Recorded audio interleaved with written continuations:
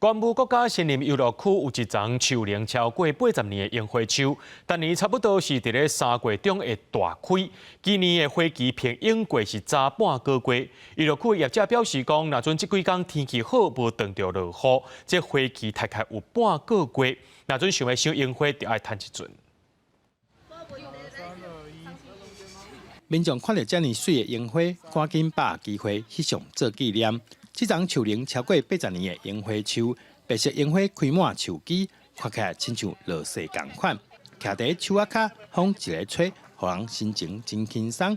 有人专工为了要来看花，骑5点外钟的铁马来个遮。风景很好，空气很好，但是有点累，不过蛮好玩的。很久以前就想起来，因为刚好看他的 Facebook， 为了他，为了樱花爷爷。对。值得吗？值得，很漂亮，很棒，比山下的好看。比粉红色的开的还要更多。台湾原生种的雾社樱花，今年差不多是在3月中开始进入开花期。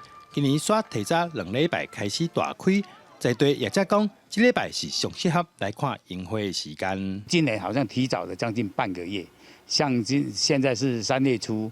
几乎花就快要满开了，然后差不多90%了。假如不下雨的话，还有差不多2个礼拜了。看老天会不会保佑？这个1年1度的这个樱王盛开的时候。而且讲，除了这丛悬14公尺的樱花王以外，另外一边还有2丛樱花树，开出来樱花同款真水。建议要来看花，民众会当把握一段时间。